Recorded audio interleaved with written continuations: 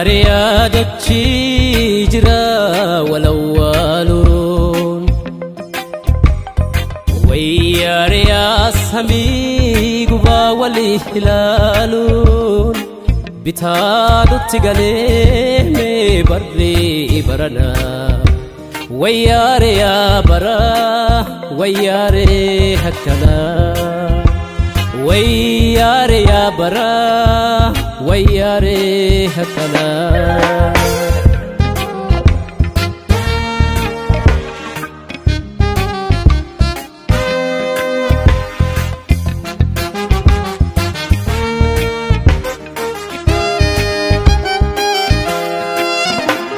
Jabana abarsa waqti takkaan jirre bara maaliiti mee kan qaameen jijjiirre sikomanne yeroo sikomanne bara dhiisi hiwayyu maaloo dhiisimee adara dhiisi hiwayyu maaloo dhiisimee adara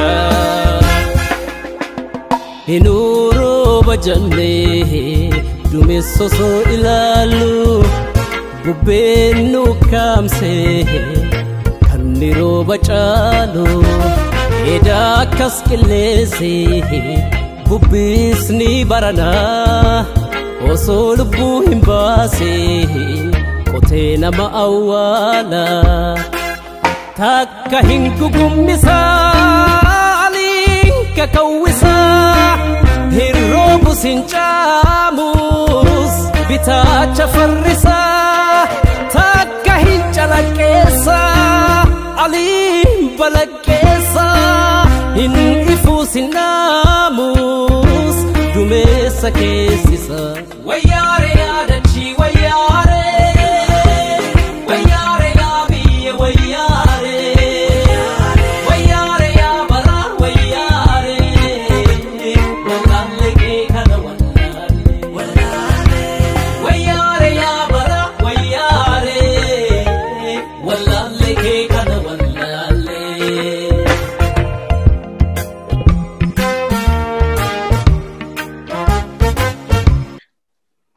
Hello and welcome to Gada News Network weekly English program on Kalach Hayota. My name is Mustafa Muse Ibro, your guest host. On this program, we will entertain different views, critically analyze the Oromo political, social, and economical aspect in particular, and the Ethiopian and Horn of Africa's current affairs in general. The view entertained on this program is solely belongs to the guest and it may not entirely the view of Gada News Network. Today, I'll be joined by two Oromo activists, Mr. Sultan Ayub from Calgary, Canada, and Mr. Jibbaruro from Minneapolis, Minnesota, known as Little Oromia. Hello, my friends. Welcome to Gada News Network. Thank you for having us. Can you please introduce yourself to our viewers, your upbringing, your education background, your profession, or anything else that you may want to let our audience know about you? Thank you, Muste. Thank you for inviting me. You are a man of surprise. Last I know you, you are a healthcare professional, and you are activism, journalism. You are a man of many talents. As I said, thank you once again. Yeah, my name is Sultan Ayub. I am from Oromia, Bale Regional, Bale Province, Oromia Regional Government Administration in Southeast Ethiopia. I grown up there. I born in a town called Goba, and partly grown up in a village called Sura. And I was there until my maybe around mid-teenage. And then moved to Kenya and ended up in Canada because of politics back home, as you know. And since then, since I came, I went to college and all that. And I'm living currently in Calgary, working for Alberta Health Service, Qophii General Hospital, Medical Teaching Unit as a nurse. And that's just who I am. Thank you very much, Sulte. Indeed. Jibbaroro, the same opportunity for you, please. If you can let us know your name, your background, and if you could also tell our viewers if Jibbaroro is indeed your birth name or your struggle name.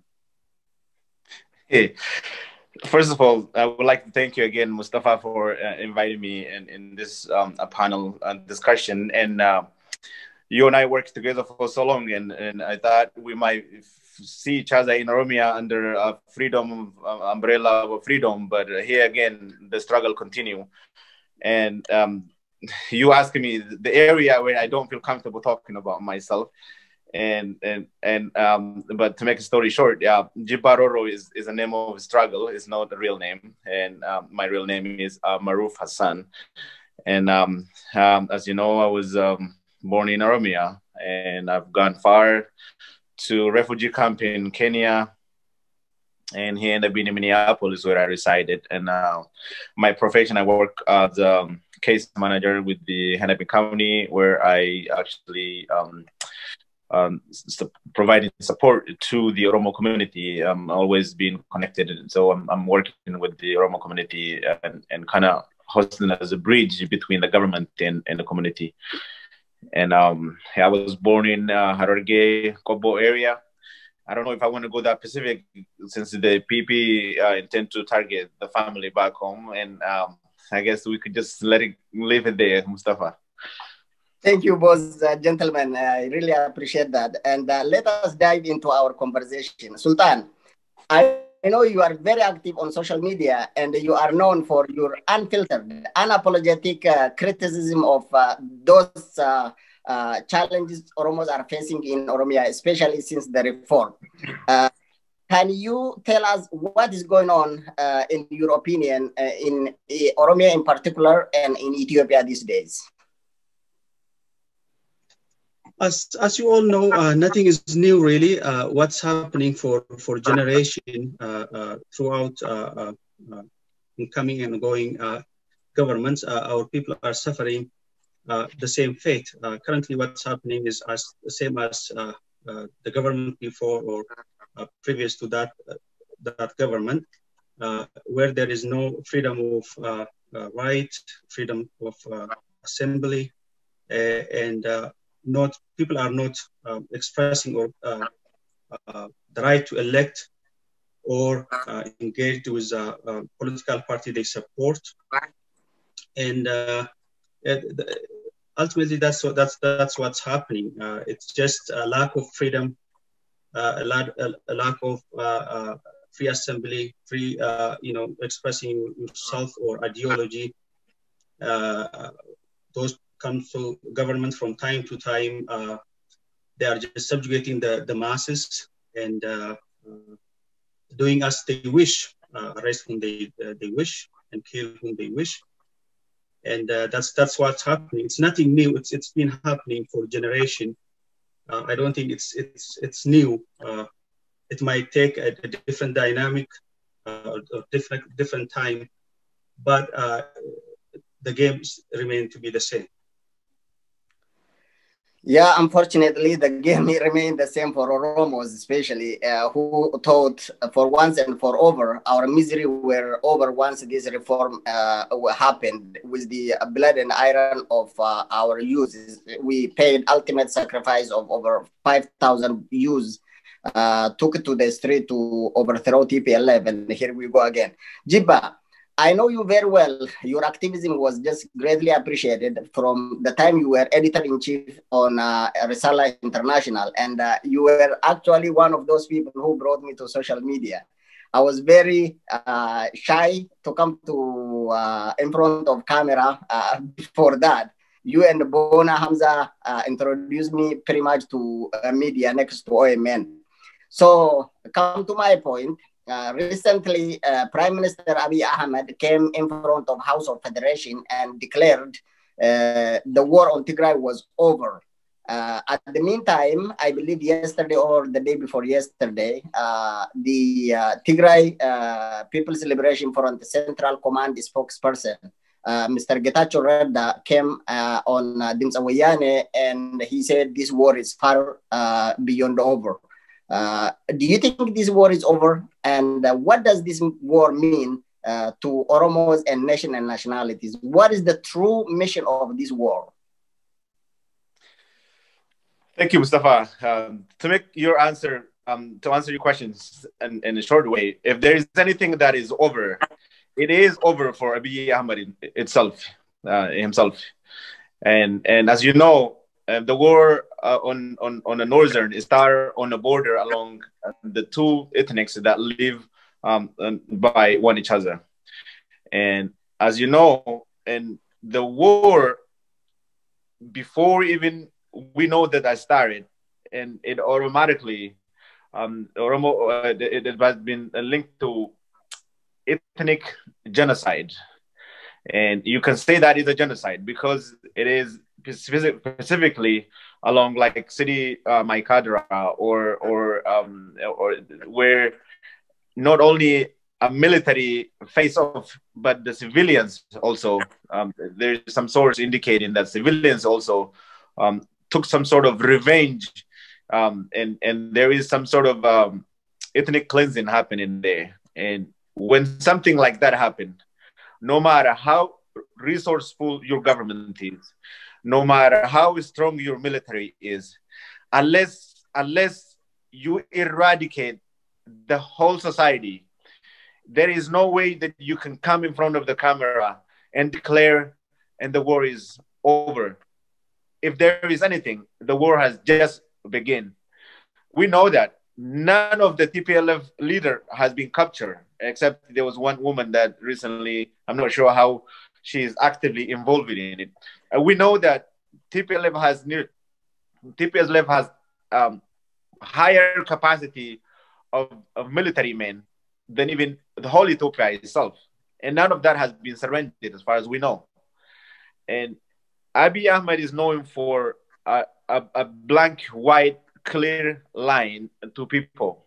And when he declared that last week, that's just another example of how he's been not truthful to the Ethiopian people. And then the second point you mentioned about how do we see as an Oromo, and look, the war has started about 2 years ago. That is, open war started on Oromo about 2 years ago, and we have lost it from as old as to 80 years old men to as 3 years old son, and during this course, and it has been a course of a heinous attack on Oromo, and we are in a war as an Oromo between this government because there have been people being killed and thrown in the jungle.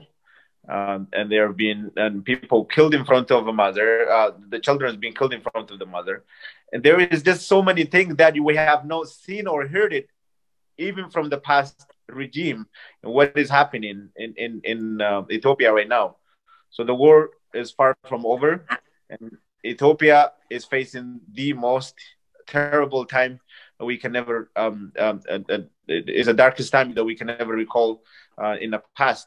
And it is completely false information that they're putting out there. If I may add, if you give me a chance, if I may add what Dibbas mentioned regarding the war in the northern part of the country. As he said, the war is not over. Maybe the main mission to capture the capital city is over, but the war is still ongoing, like in different part of Tigray regional government administration. But in the what he mentioned there regarding the civilian death in Maikadra, I don't entirely put it all on the government. We have to be balanced when we say these things. Ultimately, we are here not supporting or taking a side. I personally am not here propagating or on behalf of any political parties. I'm here just giving my personal opinion. I think in a part, what's happening around Tigray when the war started, definitely international media is reporting at the days of civilian in my country in different places. I think it's both sides. To be fair, unless the independent source report what happened in that city or town, unless there is independent investigation and then make the report public for everyone, I don't entirely put it on the government. Probably both sides are engaged in revenge attack on each other. You can grab these things, you can gather this information from different social media platform, mainly Twitter. You can see what people are writing, and I don't think anybody come out publicly denying, even from the TPLF side, this is not what happened. It's not part of revenge taking place under their administration. I'm thinking, I think these remain to be seen until the independent investigation or international media be there on the ground and report the reality, what happened, what took place, who committed the crime. I think I would say probably both sides are engaged in revenge attacks. It's not only one side. I get your point, Sulte. From experience, we were born and raised in that country, and we knew the drama Ethiopian government is capable of playing. Like you said, the burden to prove who commit this crime lies on the Ethiopian government, who has the media in their hand, who has the right to invite independent bodies, the likes of United Nations special envoy to come and investigate. Back, we were very young, 1992-93, when they committed atrocity in a place called in Eastern Hararge, I believe. Hamaresa. Not even Hamaresa. There is a place. Badeno. In Badeno, they committed a terrible crime, and they recorded that on a video, and they were gathering people to show how OLF committed that crime. PP were a very smart student of TPLF. So unfortunately, TPLF is harvesting what they have been cultivated for the past 27, 28 years. The same crime they were committing against the Oromos have been committed against them. Like Sultan said, we are here to clear the smoke. So there is no 100% guarantee to know who did that. But from experience, from what we know, Ethiopian government, whoever have power in their hand, have the capacity to fabricate the story and blame it onto a political party or their opponent. Having said that, just to add it must say, it is. I mean, I am not a big fan. I mean, in fact, I'm against the war, but I am a victim of the previous regime. My own mother was died in the hand of a TPLF a soldier, and But what I'm saying right now is, we only know minimal information, and there's a fact to be founded. But in reality, Ethiopian government, especially this current government, has a notion of instigating something and blaming on the others. It is happening from time to time. And the reason that we can say it is, if it was to capture the TPLF, who they call junta, the war does not need to start from the border. It does not. The Eritrea does not need to be invited into. We'll come to that point, Jibaro. We'll come to that point. Let's hold that for a moment. And Sultan, let me come to you. In my opinion, TPLF committed unbearable atrocities in Ethiopia, especially in Oromia, from the day they arrived there until their last minute in power.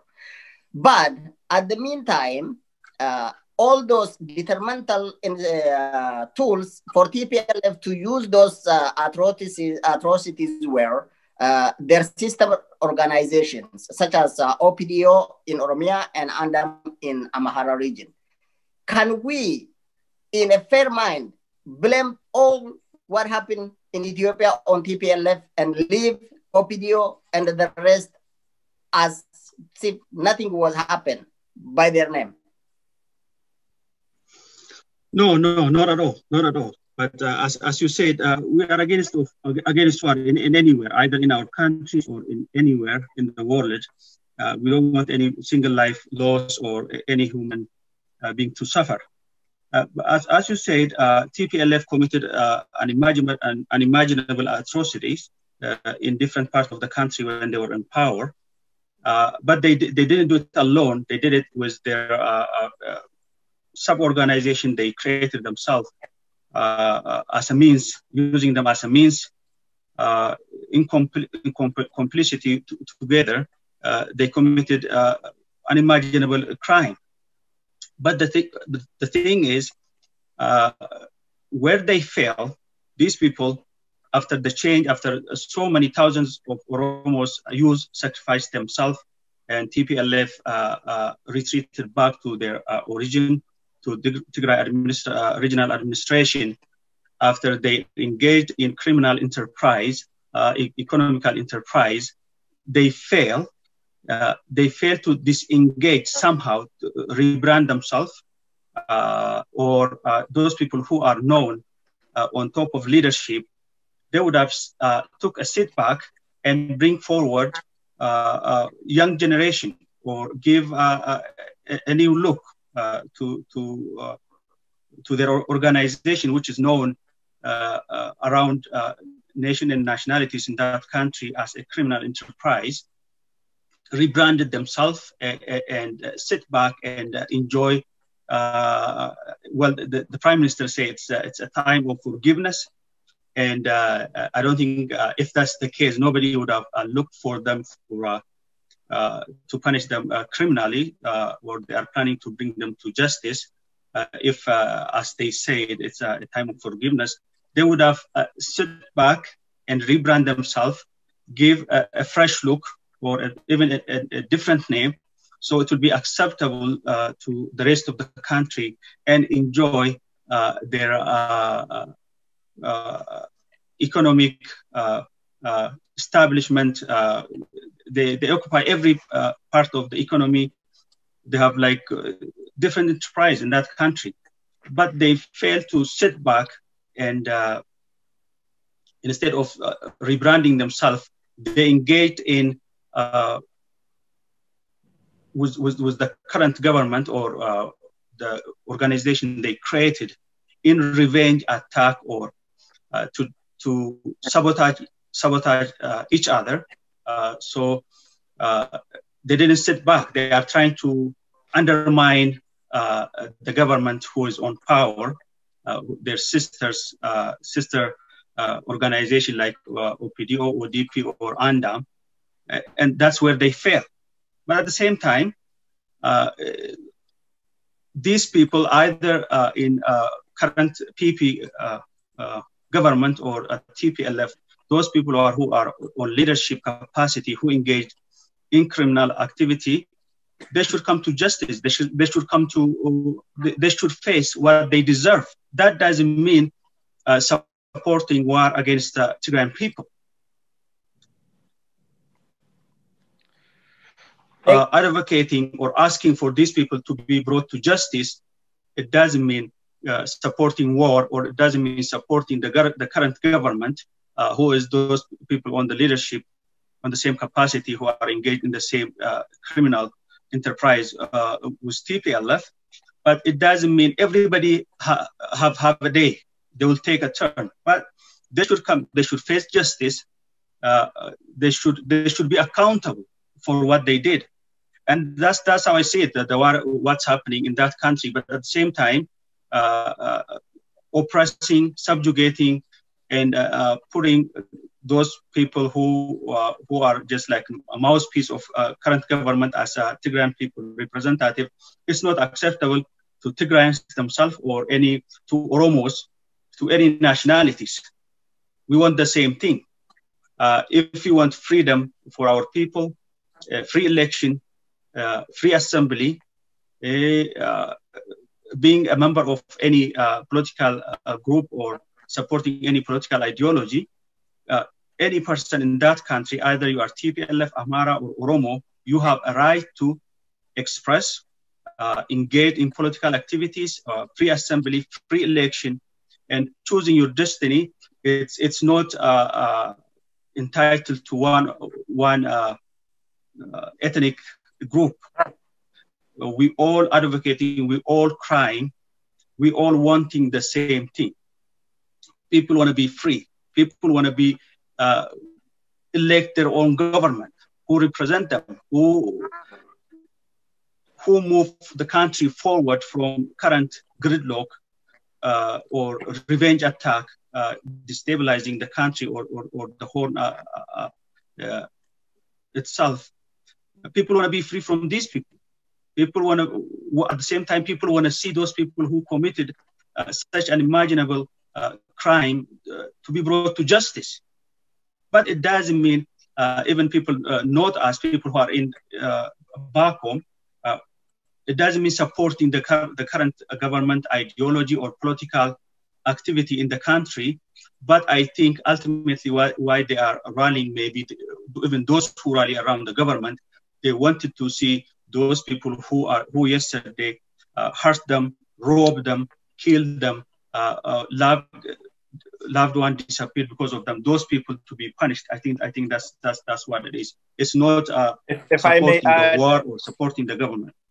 If I may add, Muste, if there is anyone who is going to be responsible for it, and OPD also have equal responsibility of what happened in the last 30 years in Ethiopia. And TPLF did it all by itself. They might rule from top down, but OPDO has changed it from OPDO to ODIPA, from ODIPA to now PP. And can that change any narrative about how the people see them? The fact that the damage they imposed on people for the last 27 years is still there. And the most difficult thing they're trying to get away from is that exactly what happened in the last 27 years in the hand of OPDO, ruling by TPLF. Now, rebranding the name might be one step toward changing, but it's not enough unless they change the ideology, unless they change it how they see it, unless they see it they are there to represent people of the country, no a person in not the prime minister or not the people just in from one group of ethnicity. And now what I can tell you is Ethiopia is heading a wrong direction regardless. We have seen it. Once you start killing people, once you start blooding innocent own citizen, Abiy Ahmed, he has the most golden moment to change this country for good, because he did not come through on the shoulder of a Kero, non-violent struggle. Often it is tough to bring democracy while you capture the power through struggle. Non-violent struggle is the best way to bring democracy, because non-violent is supported by a people and driven by people. And he felt that. And he took us back to old-fashioned, all the way how Ethiopian was one regime against other. So it's just taking turn. And Ethiopia is no way better. Let me say this to your point and Sultan's point. So those people, the TPLF group, went north and they claim minding their own business in the region, but OPDO rebranded themselves into ODP, but their action remained the same. The killing, the raping, and the looting of our people quadrupled, even way worse than the time of TPLF. What ironic to me, though, Abiy Ahmed came in front of the House of Federation and played a victim card, as if his administration was under attack and as if his own residential house were locked and unlocked by the security apparatus of TPLF. Are we getting wrong biography of Dr. Abiy Ahmed, or he is the man that we know sent to Israel to study surveillance and became the strong person of Getachew Asafa, the head of INSA for the past many years. Does his narratives contradict itself or not? Mustafa, look, the only way he know of governing is what he learned through hours in the backyard of TPLF. And that is the only way he knows. Even though he might have a good presentation on the camera to make people come or to give a country a hope, in reality, he's doing what he knows best. And that is by killing, by interrogating, and by creating attention. Now, Abiy Ahmed is on full scale.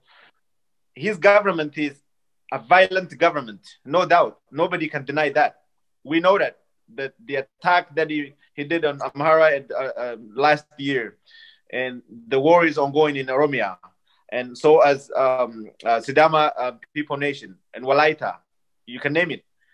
This government is on the shelf bombed right now because of the action that they took in, because of what they are actually thinking it is a better way, while not supported by people. So he only is doing what he have learned throughout the 27 years in the TPLF.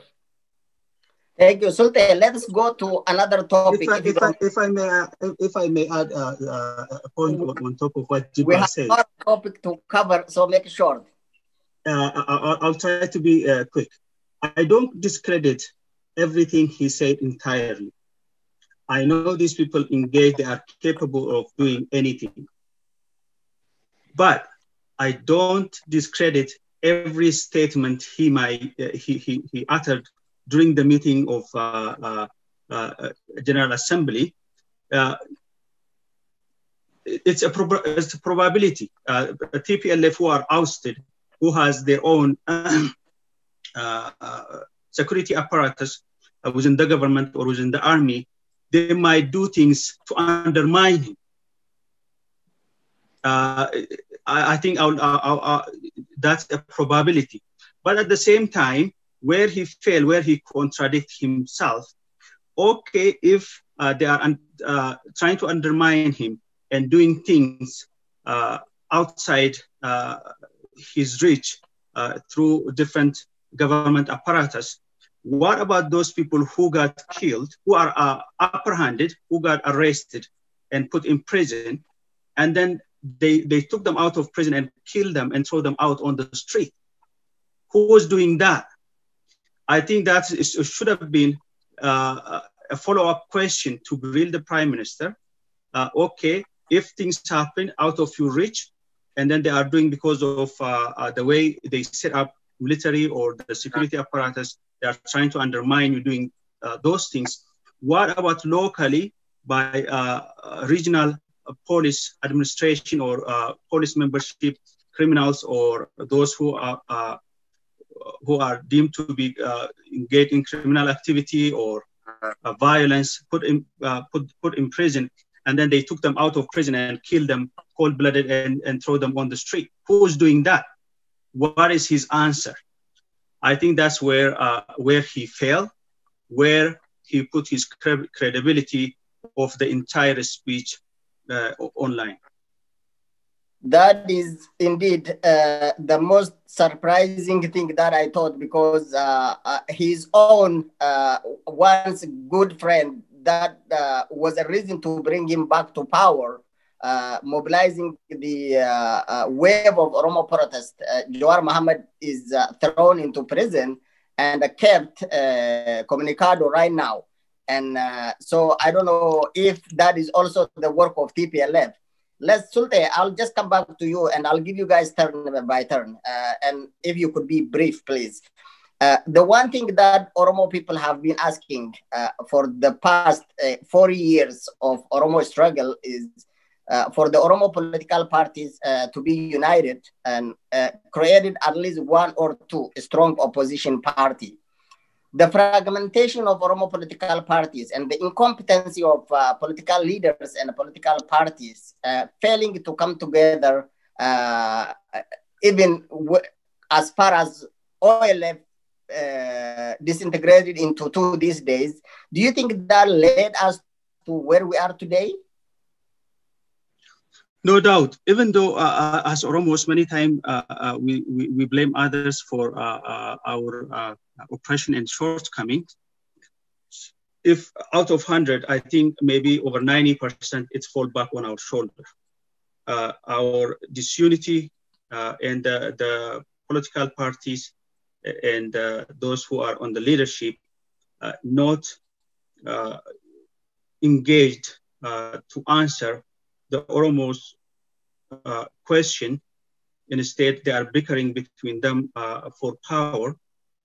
That's what's led to the fragmentation, and that's what's led to our peoples without leadership and sitting back, and everybody's waiting for one another or just blaming each other. If there is a strong leadership with a point leading public to answer Oromo's call and not looking for necessarily to be in power, we would have been in a different situation. Even within a political organization, if people are working just to answer the public call, to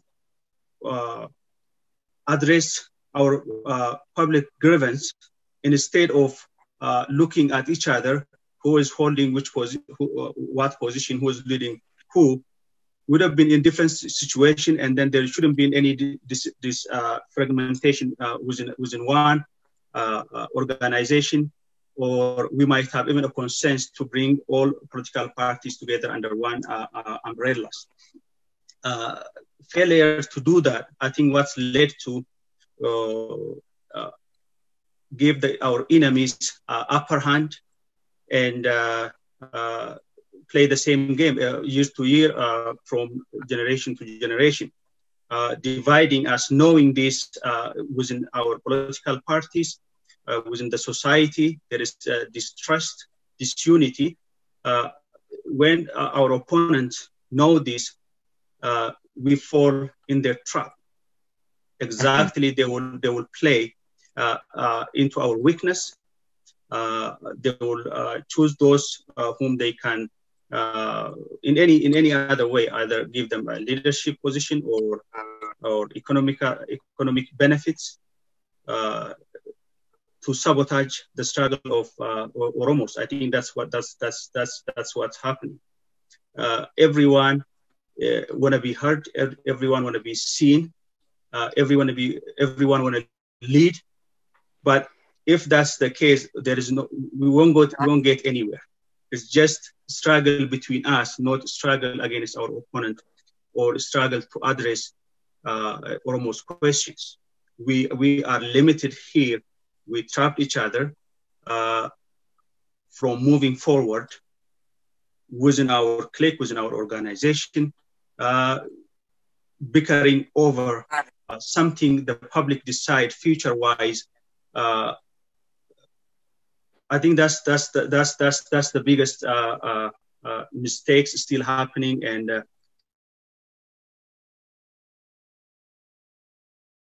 lack of progress hijacked by those who necessarily not a part of the struggle. Jiparoro, the same question for you, please.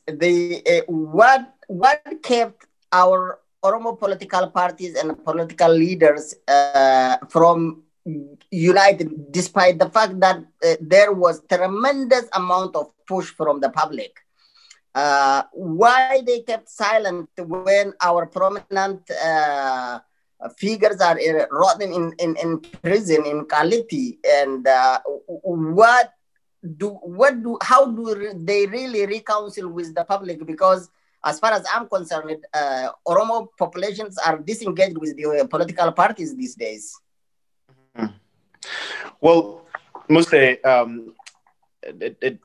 as you know, Oromo started struggling just from within the last 100 years, about 50 years ago or so, from Haile Selassie time to Mengistu Haile Mariam and to Mala Zenawi, now is Abiy Ahmed.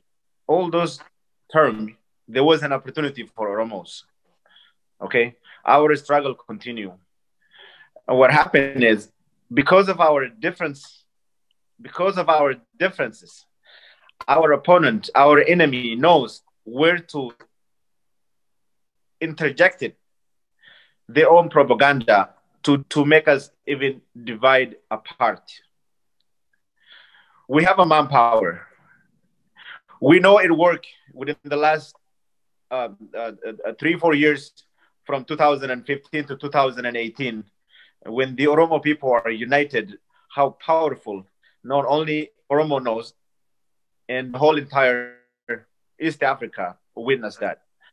And now, as far as our political organization, and I guess anything happened after 1991, and we failed to restructure ourselves. We failed to understand it. There is a big gap between what the people wanted and how did the leader of our own political party view things, and what did they needed. And this falls back on us. Oromo are big. When you have a big population, you cannot say that everybody should be on the same basket and have a clear and one objective. We might have different view, but our grand strategy should be one, that we want a freedom for our people. But now, because of our differences, our issue remained the same. Why? I was thinking, is the leader of our own people do really believe, or do they really even know what kind of freedom that the Oromo people are wanting, and what do we cry for it? Sometimes, as you know, that they blame it in 1991, and some Oromo leader are at the negotiation table, and then they're the one who took a deal. And there was some say during the OLF migration to Eritrea, and there are just so many things that it is negative, which is not necessary to kind of go back and point a finger. The reality is our struggle is failed for most part of it, because we did not really restructure ourselves after 1991 civil war, and now 2018, when Abiy Ahmed invite them back, and I guess they all come back to country with different mission, and that also bring another issue. Look, we should not rely on only political government. This is the responsibility for all of us. The leader like Johar Muhammad should never be in jail for one night, because he is the one who took us from dark and shine our struggle for that moment of 2-3 years that we saw it, and we have the feeling, we have the test of what it means to be united. We've been there, we know it. So I am not never been a part of the political organization, but as a citizen, as somebody who sees from outside, and our failure, we should not point the finger at anybody. It is our failure. We should take that responsibility. Thank you very much. Let us move to the justice system in Ethiopia. A lot of people are calling for the rule of law, restoring the rule of law. The war on Tigray is about the restoring the rule of law, and this and that, and justice system and justice to be served. Is there really a justice system in Ethiopia? As we know, some of those judges in Ethiopia and some justices are publicly vowing their distaste for Oromo and Oromuma. And some of them were actually branding Oromos as separatists and as troublemakers. One of the judge on central bench who were on trial of Johar Muhammad's case joked and show a face like I gotcha thing, and Johar clearly asked that judge to recuse himself from the bench, and it has been declined. From shortly after reform happened, majority of Oromo Liberation Front leadership were harassed, offices were closed, and so is the Oromo Federalist Congress membership, including Jawar, and the supporters were kept in prison for God knows how long. And some of Oromos, our people, are still seems to have faith in the justice system in Ethiopia. Sultan, is there a justice system that Oromo should rely on in Ethiopia? As you know, the justice system or the security apparatus or the military establishment in that country's history is established to serve the government, whoever party is on power. That is going to remain to be the same unless there is a free election happen, and then there is a government elected by the people for the people. At the same time, we cannot say there is no government, there is no justice system in that country. It might not serve our interests or answer our call. We cannot say there is no justice or there is no government, because the world community is still engaged with this country as legitimate government on power. What I think the failure within our struggle is, beside protesting out here, especially in diaspora community, we have to engage with Oromo nationalities who are working for the government, who are a member of a different government sector membership, who are ready to reform, who are necessarily not a supporter of the current government. We have to engage with those people to bring change in that country. If we alienate everyone who is working with the government, either in justice system, in security apparatus or military apparatus, as our enemy, I don't think we will succeed. While engaging out here in diaspora to be a voice for our voiceless people, we have to engage with a diplomatic community. At the same time, we have to engage with those people who is working within current administration. As if you remember, before Johar moved back home, when he was out here leading the struggle, he is in communication with those with such people who are willing to reform, who themselves who want to liberate themselves from TPLF dictatorship. The same things has to happen right now. The same thing, we have to find a way where we can work with those people who are ready to reform, who disengaged, who has disappointed with current government ideology or progress. We have to show them something.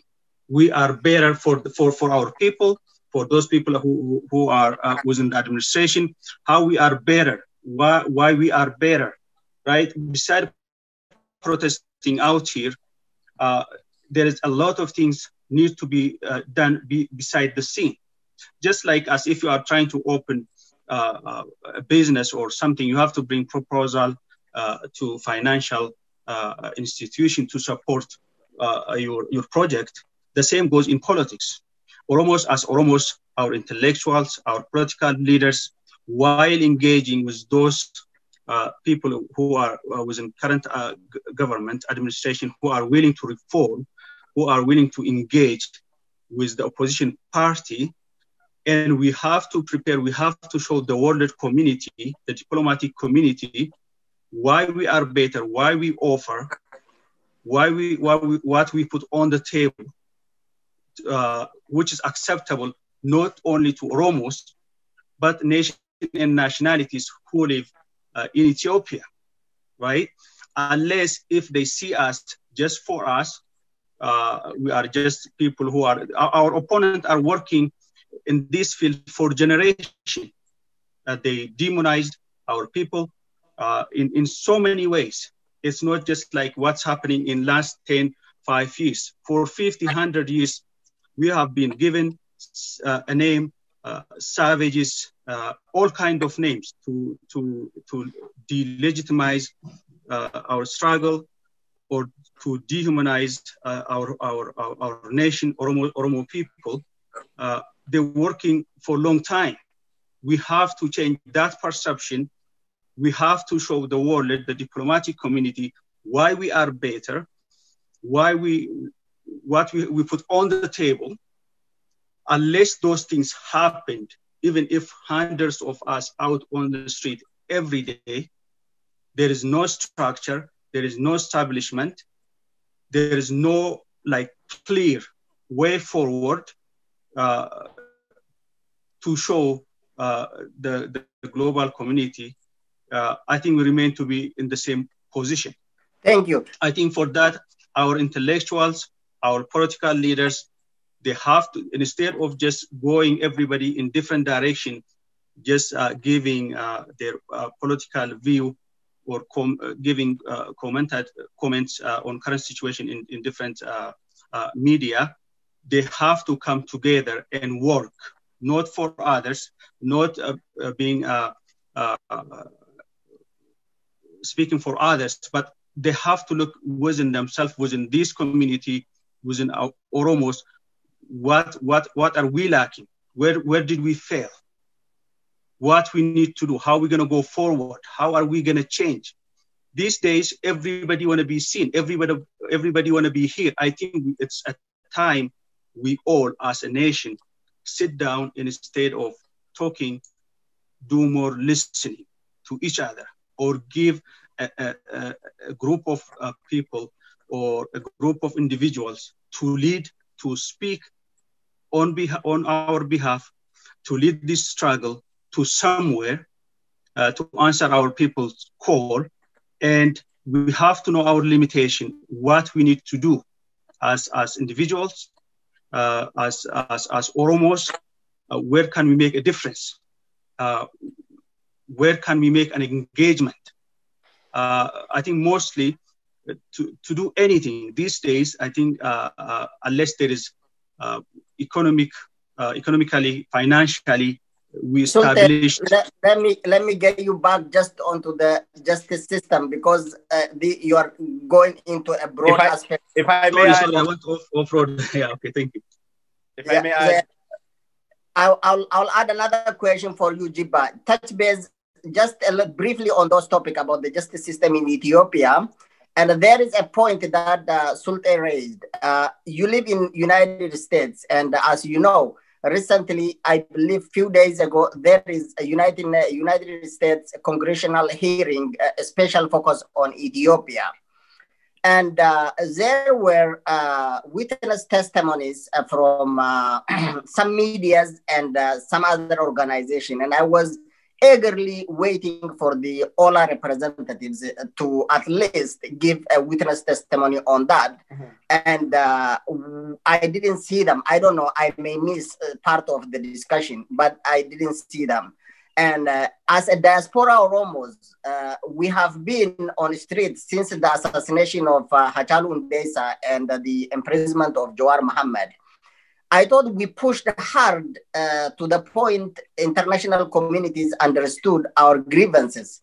But on that congressional hearing, one of the congressmen, I believe his name is Chris, and I don't remember his last name, I believe from New Jersey, were trying to point the finger as if the problems in Ethiopia lies on Oromos and Jawar Mohammed and those people who are supporting ethnic federalism. We as a diaspora, did we really play enough role to showcase our interest and the genuine political struggle that we stood for? that is the question that we all need to ask ourselves, actually, as a diaspora. To answer briefly on the point on Ethiopian justice system, and often people are confused and think the similarity between two entities, the governing system and the court system. Once you mix it up, a court system with the governing body, and you mix it up, you have no way of just ruling from top down. The justice system is there to interpret the law of the land. It is not to serve who is in charge of the country, and it is not to in favor one other for political ideology. Do we saw that in Ethiopia? Did Ethiopia ever live that through that? That is a question that we need to ask ourselves. And in Ethiopia, what the Abiy Ahmed trying to create it is the country that is ruled by one person from top down, regardless of what entity is in what part of a pillar of a governing body. And that is exactly what happened. And you might see a judge with a gown in a court, but that's just a different image of Abiy Ahmed is standing there and speaking and thinking that way. There is no justice system in Ethiopia, because how many innocent people, just because you speak the truth, just because you have a different view, have been put in jail for lifetime or die in jail for no reason? If there is a justice system, that should define and that those people should be free. Johar Mohammed is in jail because he speak the truth where the country is headed. And now, did the truth matter in that country? That is a question. So, and as far as the assassination of Hachalu Hundessa, if you know that a few days ago, Abiy Ahmed trying to finger point on TPLF for the assassination. Ever since he died, he's been assassinated. At some point, they say we have about 15 people in jail, and there is a leading tip that there was a woman that set up all that, and she was being questioned, and I don't know if she's in jail or she's free up to today, and that question is still.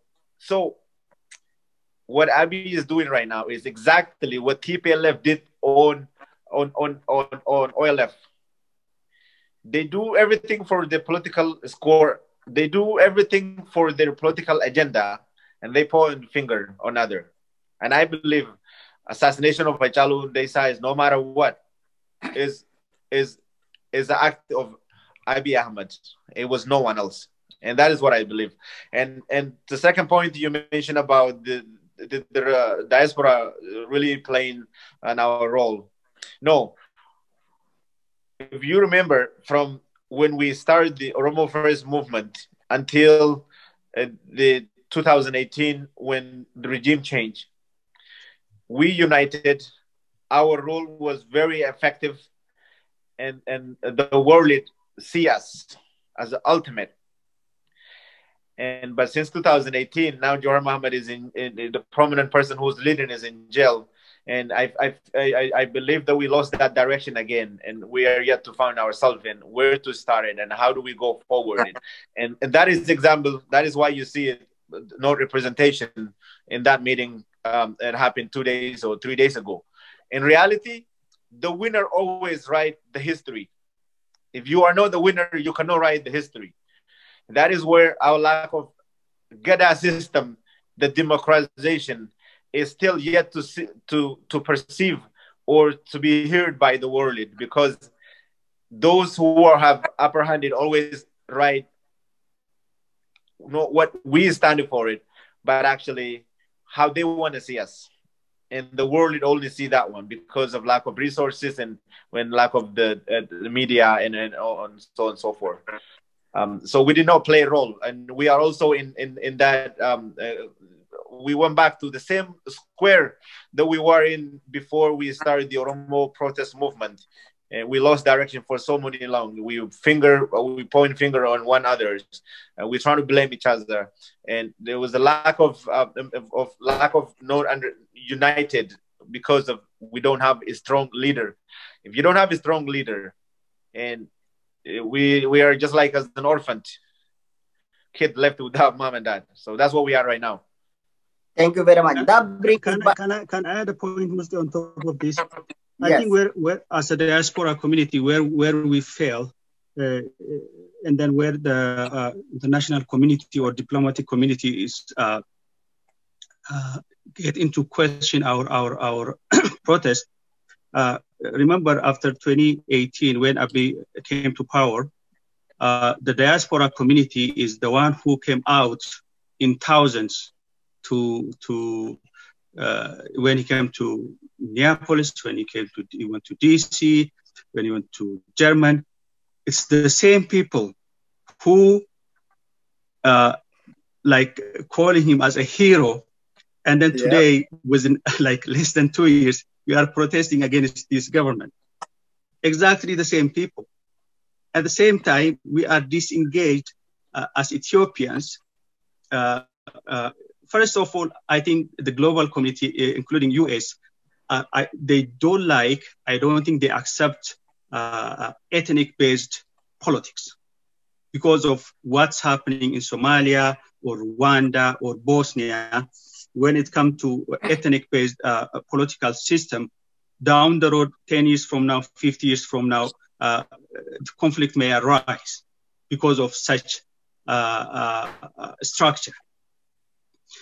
And still, we are focused only on ourselves, and we're trying to engage the global community. At the same time, we are not working with the rest of Ethiopian community here in diaspora, right?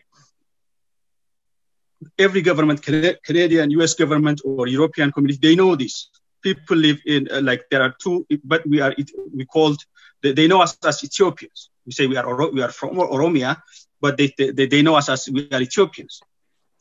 And at the same time, we do have different communities. Even here, we are disengaged from each other. We don't have anything common. They don't see us coming together and discussing to solve the politics back home. As a country, as a diaspora community who are trying to be a voice for the masses back home. When they see this, and the political organization is like disfranchised, splintered in different places. And the diaspora community, whom they deem this guy is he's Oromo, he represents Oromo. The current government who's on power is represent Oromo, and then the Oromos who welcomed him when he came to US or Europe or anywhere, and then the same community is protesting against this guy within like 2 years. This put our struggle or our revolution in a question. What did we see yesterday? If we say he's criminal, why did we engage yesterday? Why did we welcome him? Why we were so happy and high? If these people are criminals, you see, why did we accept him back then? What changed? Why we are protesting against him now? They will say, did these people give him a chance? Do these people have anything to offer? Right? They see all these things, and then they make their decision. They might invite us. At the same time, as I say, our opponent, especially those people who want Ethiopia as one nation, one religion, one culture, based on Amharas, they play a big role for generation. And then currently, even with the last 5 years, those people who are out here, they are monitoring social media, collecting something they can show to the diplomatic community or to the international community. what we do, what we say, how savage these people are. They might not show the whole speech. They cut and paste different individuals' opinion, and then they compile these things, and then plus the image they get from back home, some of it our own for the majority, as their own victim, and then they bring this to the world community to discredit, to undermine our struggle. This is why we have to come, our communities, we have to come together instead of talking, listening to each other, and create an organization or a leadership who can lead the revolution to somewhere. Thank you very much. Unfortunately, since we are working with limited time, we cannot go beyond the given time. So I have to stop you there, Sultan. I'm sorry. That brings me to the next question. You actually mentioned the failure of our stands. When the reform came, a lot of people supported Abiy Ahmed, and unfortunately, some of us had our own doubts. And there are people who call us knives, and you don't understand the politics and this and that. It is true, our own action confused the international communities, and we contradict ourselves. And we have to work on damage control to reconvince the world our narratives. Just 2 weeks ago, I was on one of the CBC radio morning show called Weekend Morning Show. And guess who listened to that interview? The Canadian International Assistant Director, Mrs. Karen. And she reached out to the Weekend Morning Show host, Nadia Kidwide, and she said, I heard you are interested in Ethiopian politics, and we are willing to reach out to you and the guy on the interview. So Nadia Kidwide connected me to her press secretary, and we talked. They informed me that they pledged about 3 million Canadian dollars for immediate release to assist those people on the north that lost their livelihood. And I mentioned the press secretary. I asked him, do you even know the same war, but in different scale, has been going on since the reform happened in Western Oromia and the South? And they were not informed as we think. So the burden lies on each and one of us. Me and you, we live in Canada. We know from the statistics of 2017 and 2018 available, Canada sent about nearly 198 million Canadian dollar in foreign aid. That makes Canada the third largest donor to Ethiopia, and Ethiopia is the first biggest recipient of foreign aid from Canada in Africa. So we have to play a huge role to convince the Canadian government every money from our tax money goes to Ethiopia is somehow silencing the dissident voice and opposition leaders and this and that.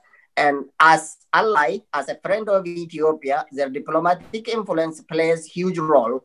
And all we want is Ethiopia to be a democratic, all-inclusive, where nation and nationalities see themselves in equal human being. So let's go to our final topic about the Finchala Didda Gabrumma that was recently declared. Sulte, I'll start with you.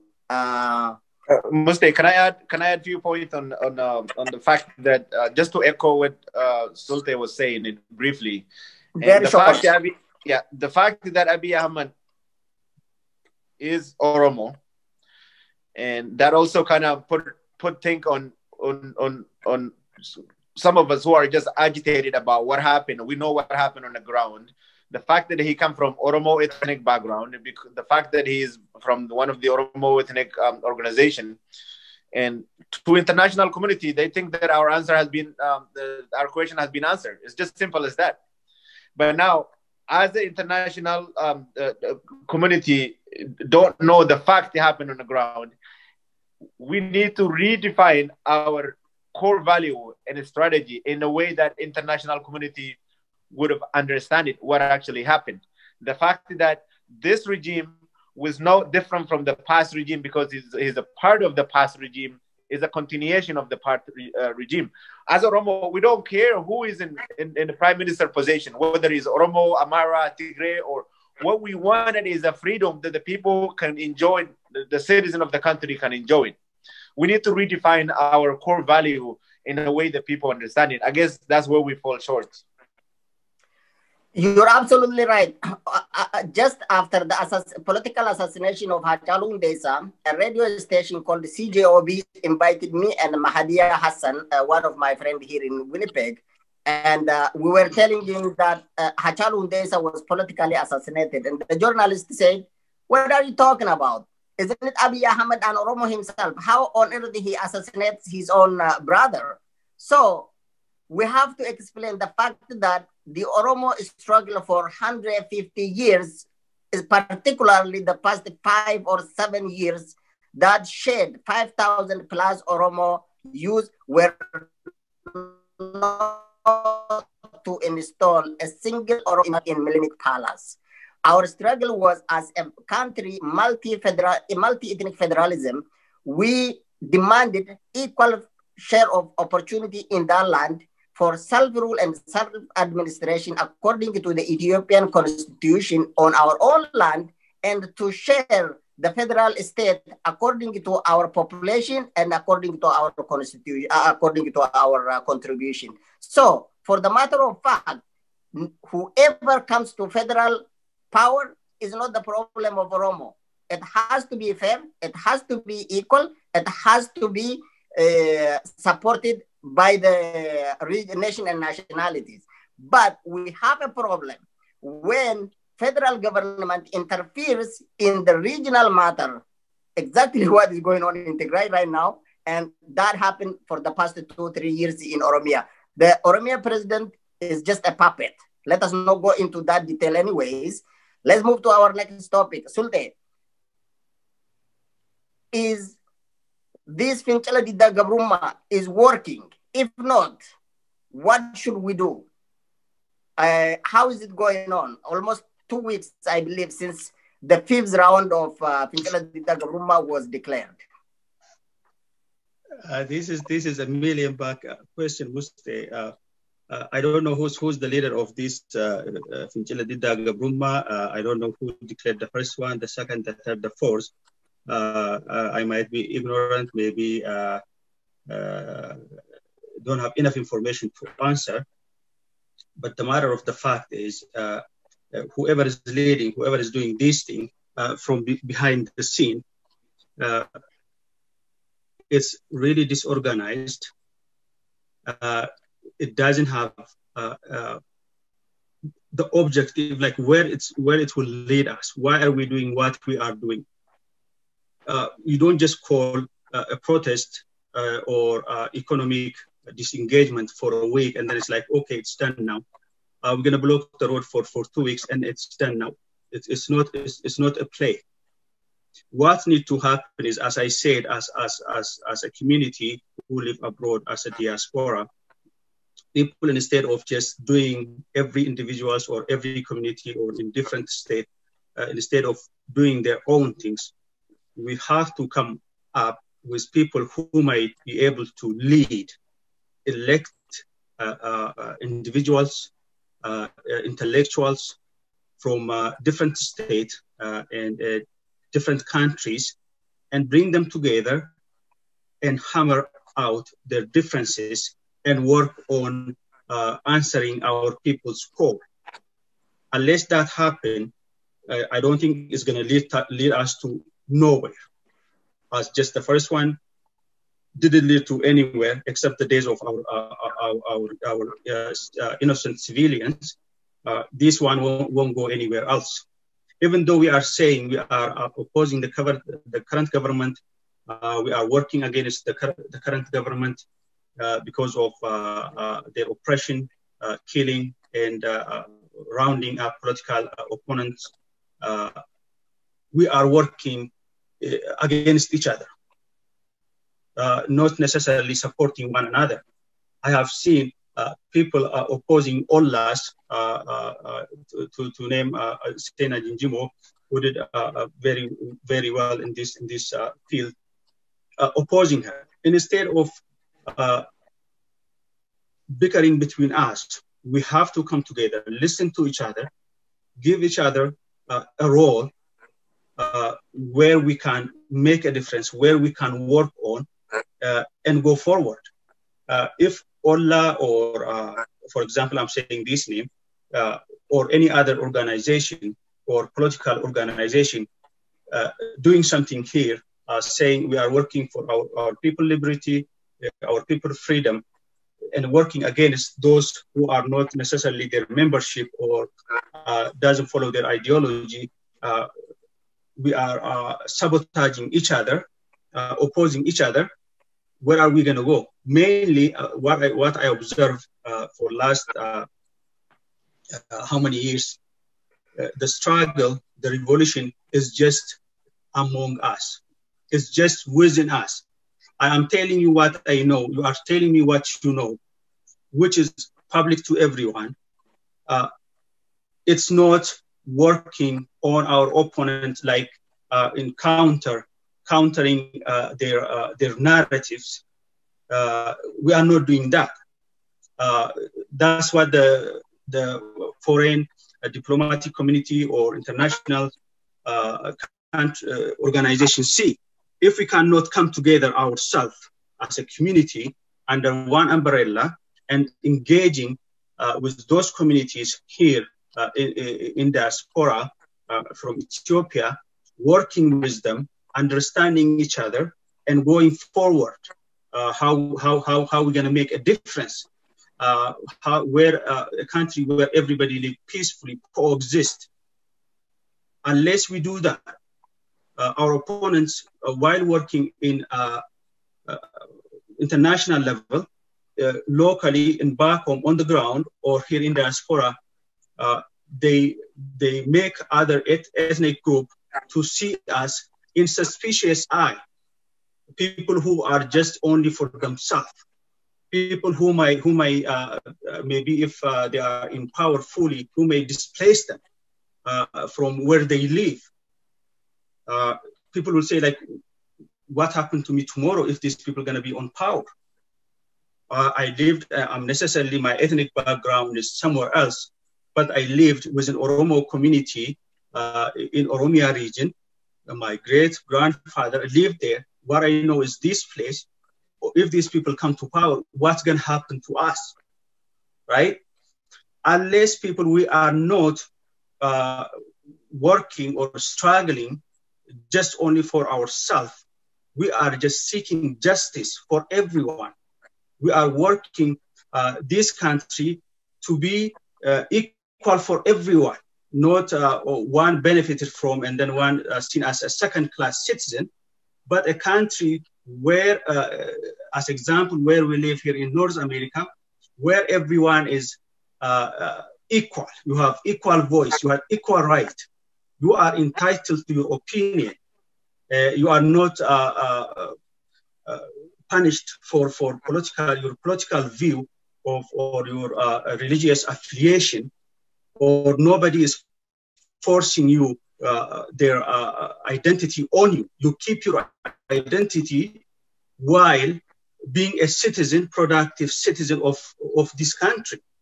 Unless we engage in such kind of political environment, political engagement, while we are engaging with international community, even the diasporas who live in abroad, call it Amhara, Tigray, Somali, different nationalities. First, we come together, we listen to each other, and solve our differences. And then even if we are going out to protest in oneness, in one voice, as a citizen of one nation who is facing the same thing. But if Oromos protest today as Oromo, we protest this week against the current government, and tomorrow different community of Ethiopian diaspora here in Calgary or in the state go out in support of Abiy Ahmed or in opposition of our own struggle, people will question what's happening. Who are these people?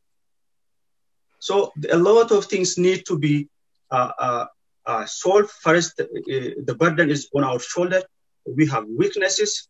We are not working to answer our people call, but technically we are engaged with one another instead of engaging and doing things counter our opponent or the government. We have to come together and as in a unity, in one specific goal, whom all support, and then go out of a personal attack because of even within ourselves, instead of working or opposing each other on ideology or substance, going after one another in personal level. Even within our diaspora, this will discredit our values, our struggles. There is a lot of things we need to work on. I think for first thing, I think we all have to sit back and listen instead of saying much. Listen to others, know our limits. Where can I make a difference? What can I do? Those people who are in political organization, instead of asking for a support, it's a time for them to come out, teach people their ideology, brief the community on what they are working on, whom they engage with, whom political organization from different ethnic backgrounds they are working with, how they're going to go forward, how they're going to change the country, the course of the political environment in that country, and that needs to happen. Thank you. My reason why I asked this question, I'll give you a chance, and there is a point I want you to add. If there is any success in this last end to subjugation protest, especially on the ground, any challenge, any success, if there is any recommendation, I want you to add, because I remember you are one of those people who used to work with Jawar Muhammad closely during the early stage of Oromo First, and you guys led a very successful revolution as Oromo protest as well, and all of us have some part, even though the degree of contribution is different. So as somebody who actively participated on the previous operation, what is the challenge of the hashtag Oromo Revolution and Oromo protest to end this subjugation at this time? Like I said, there is a declaration to boycott the market and transportation, communal transportation between the regions and the capital. And we are paying some sort of sacrifices in human life, but at the same time, we don't expect our people just to cross their hand and wait for a miracle.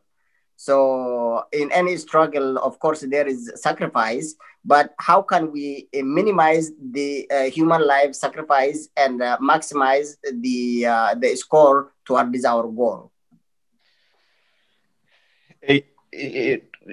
First, we need to define and what is our enemy. As you know, internal oppressors are the worst.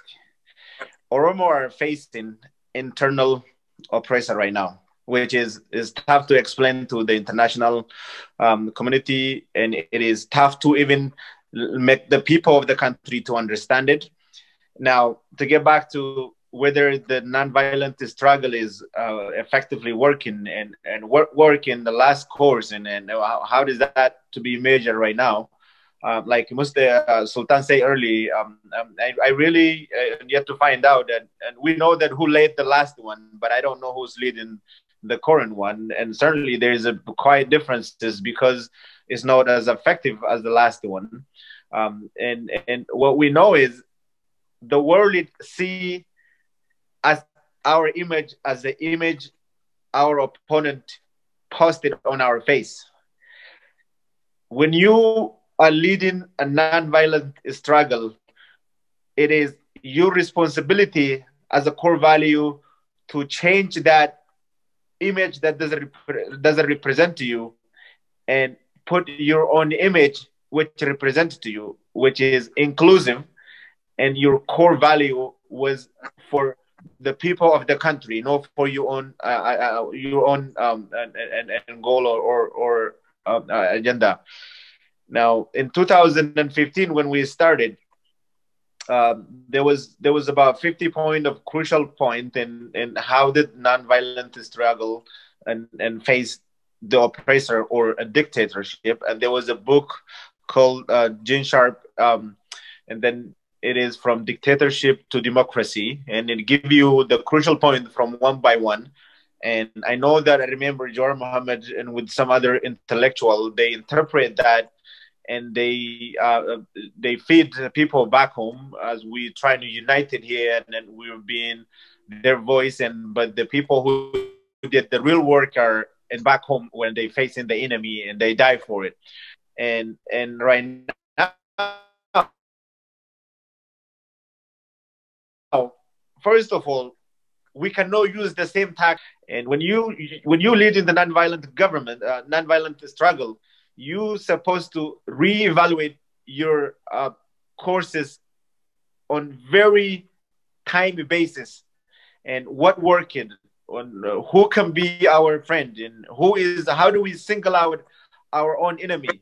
At that time, I remember we put it five different very key points out there.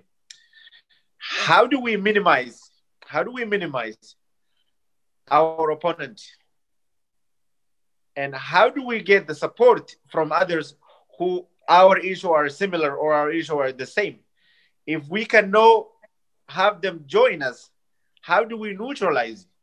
They are not against us, and they are also not with us, and that's how we achieve. But right now, I have not seen it, at least from the last 5th round. You call for 3 days, and people go out and do some shopping and stay home. And there are some people who does not believe in that, and they are working and they're making business. And then you come back to normal. And during this time, 2 or 3 people die in every city. And then again, you wait for some moment, and then you call it again. You know, it looks like it's about time that we really need to restructure our core value in the leading nonviolent struggle. Nonviolent is the only way. If it only works if you use it effectively with the minimum casualty.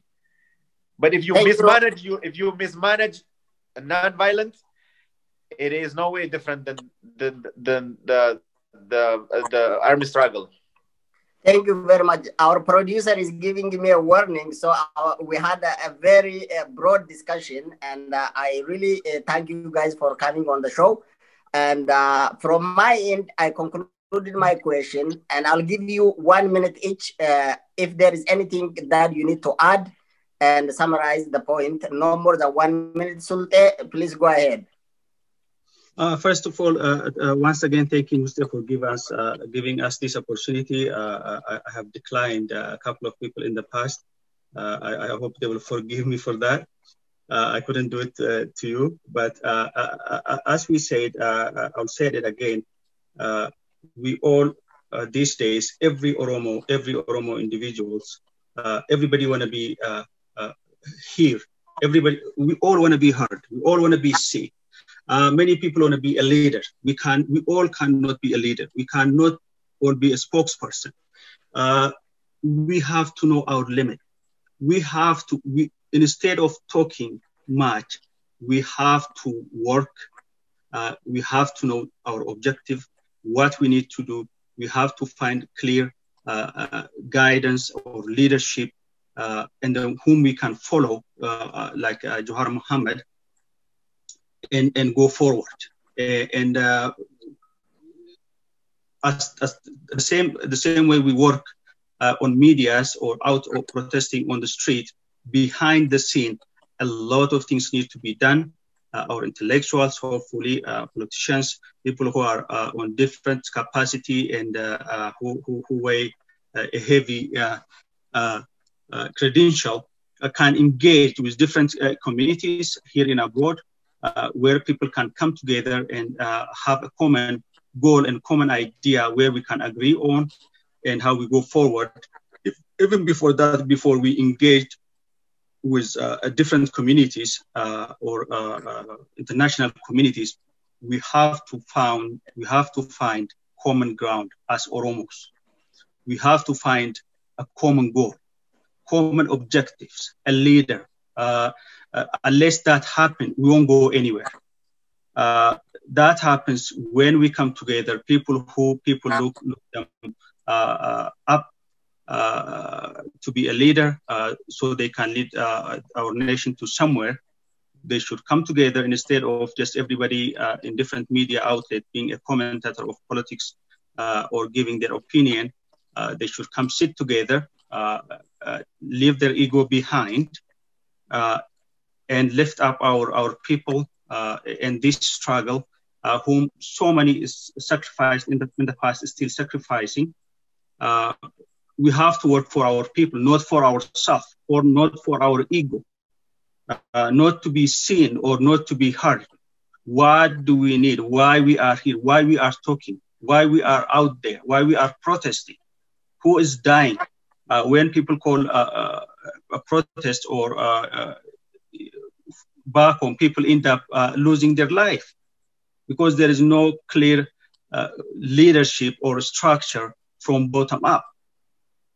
And there should be a grassroots organization back home from village all the way up, where people are structurally organized, knowing their leadership. There is communication. They can engage a spokesperson. We are not all going to be out there a spokesperson or tell Keros what they need to do. If they know there is a leadership, there is a structure, there is a route for them to follow, we end up losing less life and gaining more to our advances. I think that needs to be happen and out here as a community, as diaspora, as you said, everybody have a responsibility to represent our people, and we have to find a common ground and go forward. And those political organizations who are out there, if there is a smear campaign against them, they shouldn't just lay back and take it. They should come out and express themselves, clear their name, or those people who are engaged in armed struggle. There shouldn't be images out there which discredited our people as savages, who mutilated dead bodies in front of international medias. That will give our people in this struggle a bad image, and these people are they are exactly what we hear from their opponent. That's how we're gonna be seen. People have to be careful what they share, what they post. We have to disengage from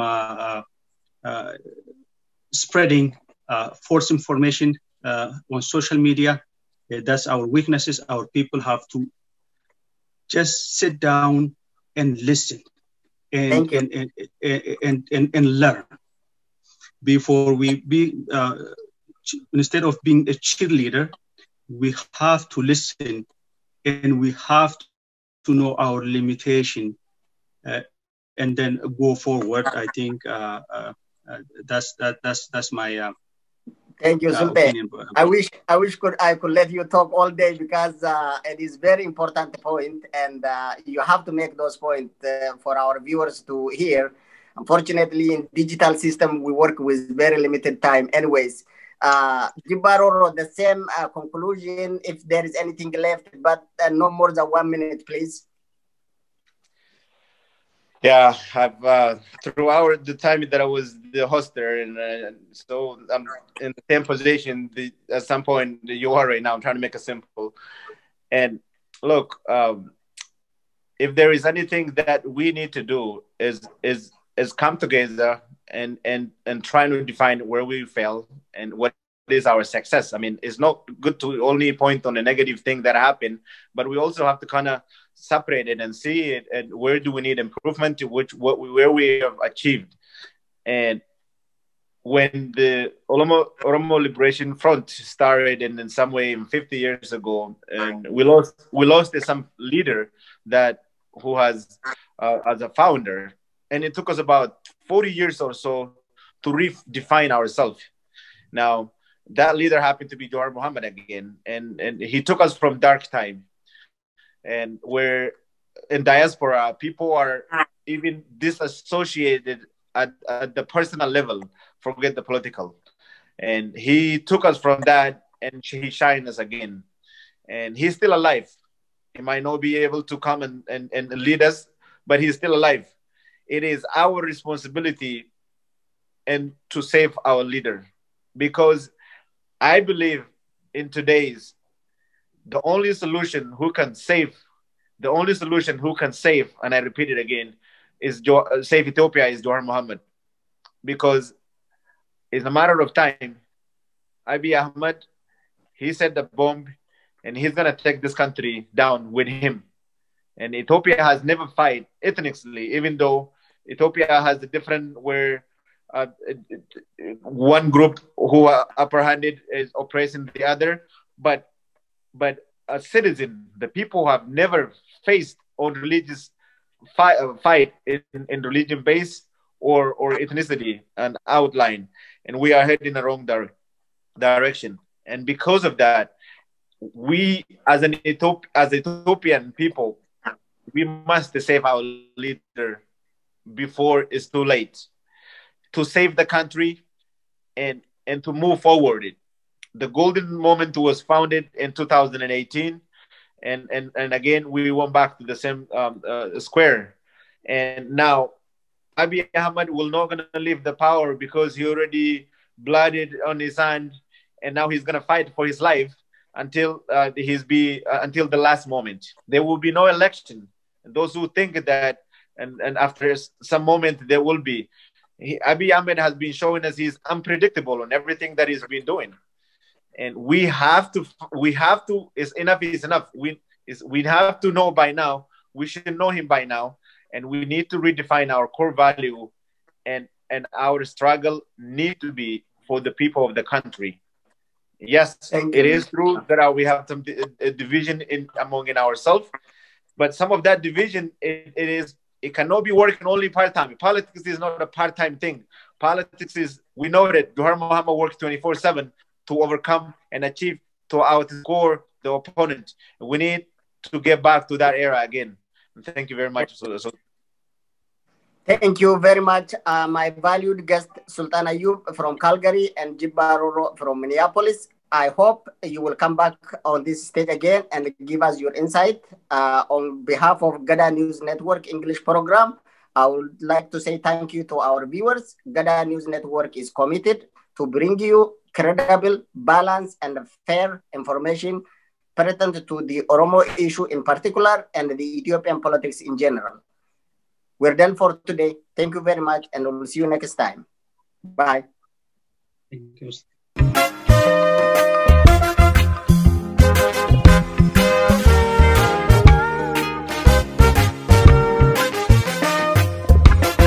Wayyaare yaadachi jira walawwaaluun, wayyaare yaasamii gubaa walii ilaaluun, bitaadutti galee mee barree baranaa. Wayyaare yaa baraa, wayyaare hakkanaa. Wayyaare yaa baraa, wayyaare hakkanaa.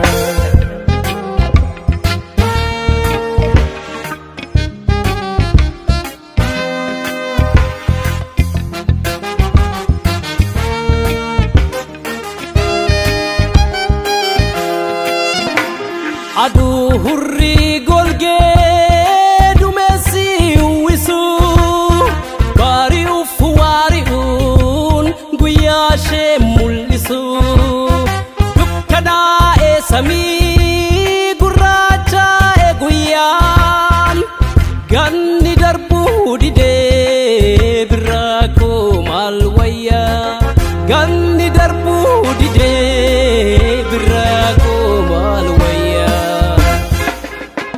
konne facafnatti arfasan irrobne murre galchinatti ona mitin korre birada mo ganna janne gaditenya wallalle tibasa wallalle wan Keenya jennan jenne male adunille bawun guyan safata e ganni birantau iyine madofne bonyetis gadorne madada wan kapne barasi madofne